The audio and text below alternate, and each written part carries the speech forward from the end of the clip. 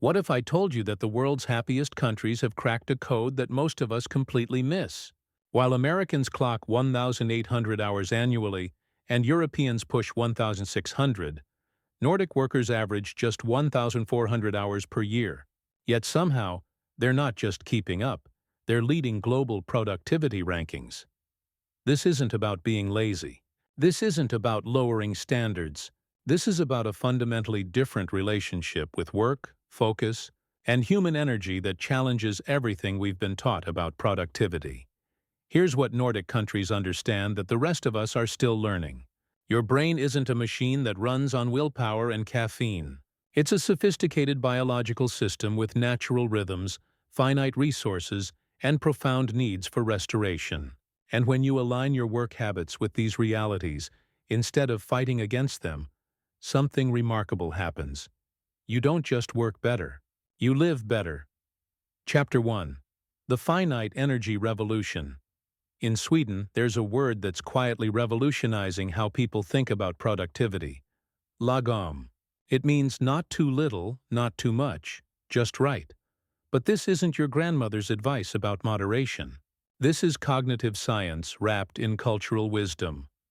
While American productivity culture tells us to optimize every moment, Nordic countries have discovered something counterintuitive. Your cognitive energy operates like a bank account, not a bottomless well. Every decision you make, every task you switch between, every notification you process, it all makes withdrawals from this finite resource. Dr. Roy Baumeister's research on decision fatigue reveals that even judges make dramatically different rulings based on how depleted their cognitive resources are. By late afternoon, they're 65% more likely to deny parole requests, not because the cases are different, but because their mental energy is depleted. Nordic workers have intuitively understood this for generations.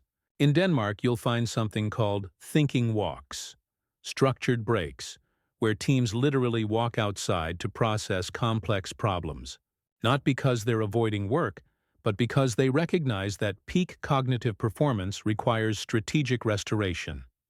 Here's your first Nordic technique: the energy investment portfolio.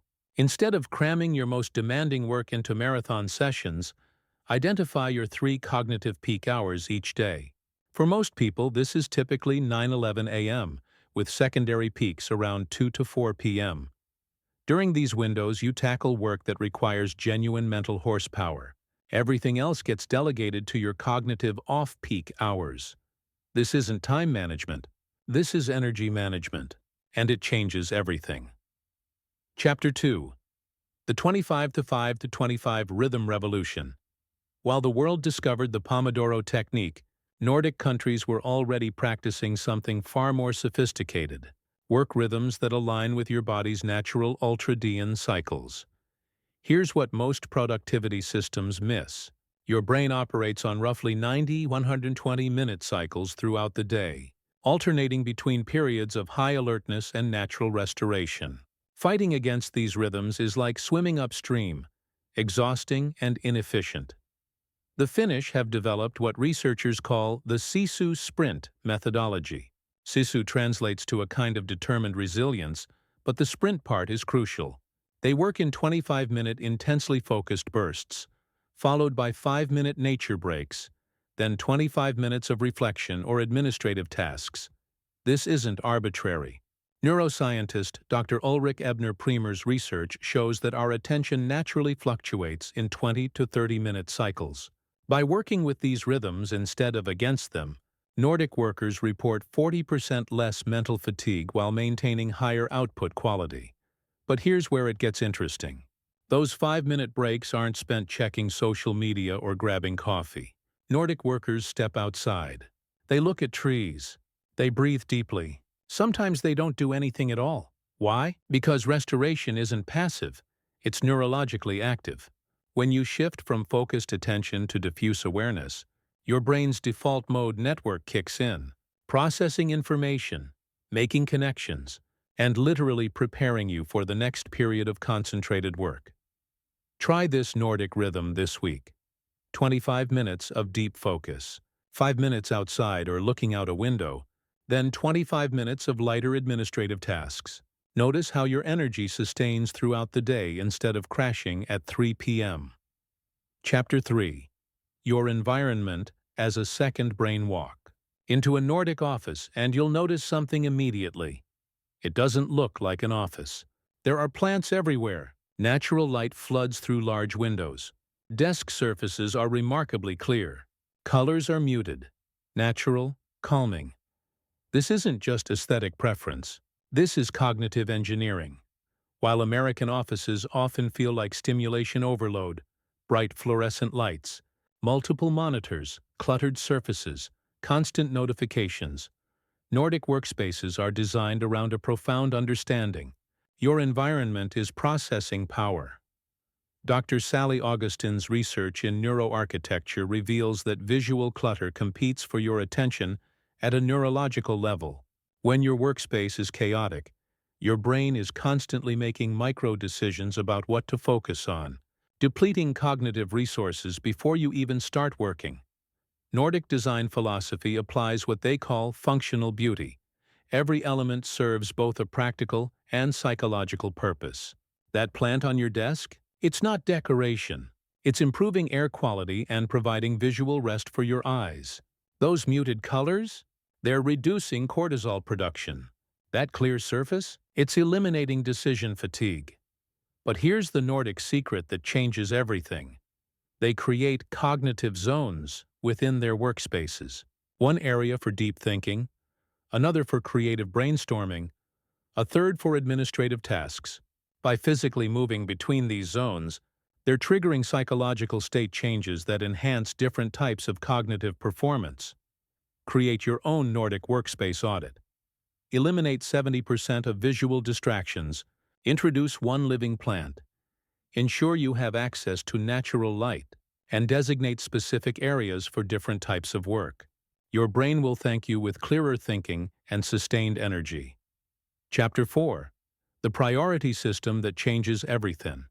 In Iceland, when faced with challenges, people often say "Þetta reddast," roughly translated as "this will work out." But this isn't passive optimism.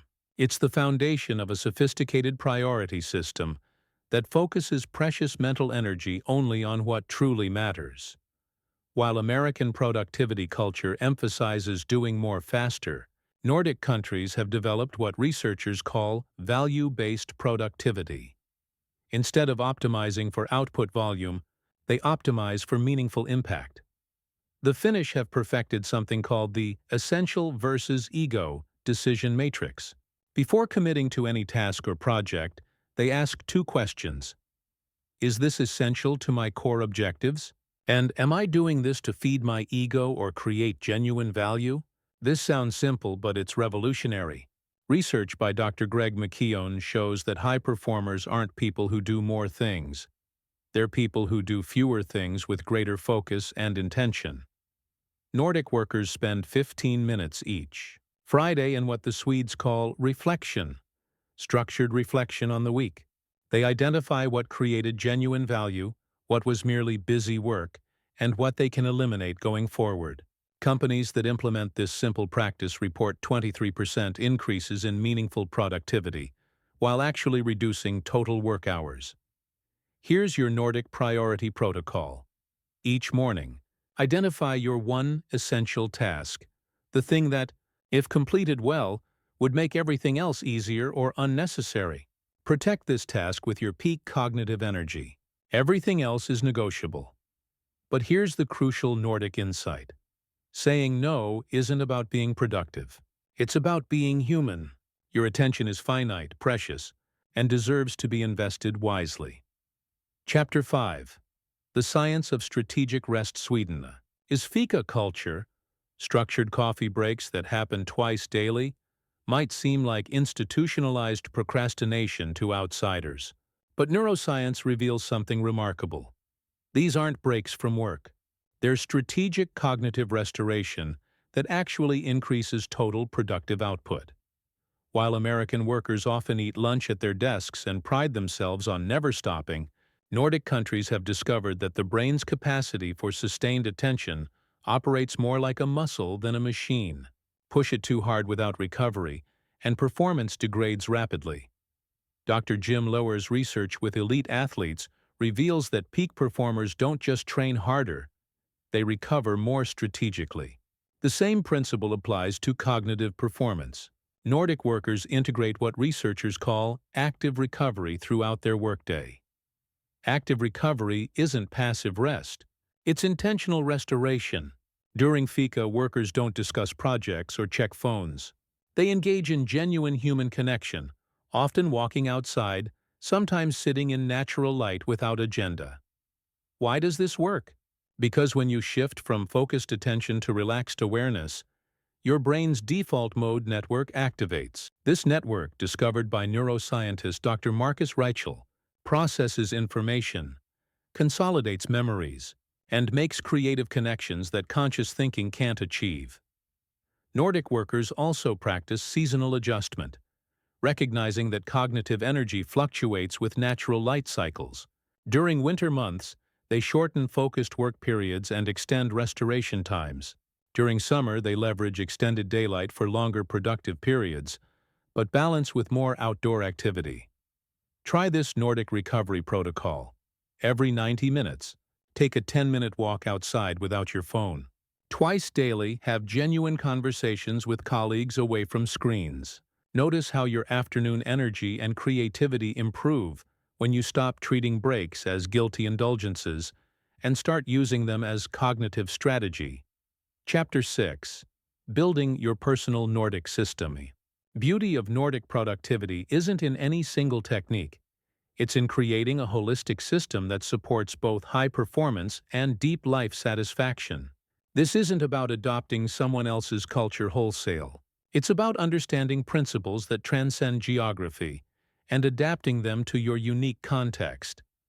Nordic countries succeed because they've integrated 4 core elements into their work culture: energy awareness, rhythm alignment, environmental design, and strategic restoration. These aren't cultural accidents, they're practical responses to universal human cognitive realities. Your Nordic productivity system starts with honest assessment. For 1 week, track your natural energy fluctuations. When do you feel most mentally sharp? When does fatigue set in? What activities restore versus drain you? This isn't about judgment. It's about gathering data on your unique cognitive patterns. Next, design your environment for focus. This doesn't require expensive renovations. Clear visual clutter. Introduce natural elements. Create designated zones for different work types, and optimize lighting. Small environmental changes create disproportionate cognitive benefits. Then, establish your rhythm. Protect your peak cognitive hours for essential work. Schedule strategic restoration breaks. Practice the Nordic principle of lagom, enough, but not too much. Build in seasonal adjustments that honor your changing energy patterns throughout the year. Finally, create accountability systems that feel supportive rather than punitive. Nordic culture emphasizes collective well-being over individual heroics. Find colleagues who share similar values around sustainable productivity. Practice weekly reflection together. Celebrate progress, not just outcomes. The goal isn't to work less for its own sake. It's to work in alignment with your human design, honoring your cognitive rhythms, energy limitations, and need for restoration. When you do this, something remarkable happens. You don't just become more productive. You become more creative, more resilient, and significantly happier. Here's what Nordic countries understand that the rest of us are still learning. Productivity isn't about optimizing yourself into a machine. It's about creating conditions where your natural human capacities can flourish. The science is clear. The cultural evidence is compelling, and the practical benefits are immediate. Nordic approaches to work and focus aren't just creating more productive workers, they're creating more satisfied humans. Your cognitive energy is finite and precious. Your attention deserves to be invested wisely. Your work should enhance your life, not consume it. Start with one Nordic principle this week. Notice how it feels to work with your natural rhythms instead of against them. Pay attention to how strategic rest improves, rather than hinders your performance. Observe how environmental changes affect your mental clarity. This isn't about becoming Nordic. It's about becoming more human. And in a world that often treats productivity as a race to exhaustion, that might be the most revolutionary approach of all. The Nordic invitation isn't to work less. It's to work wisely. And wisdom, it turns out, looks a lot like happiness.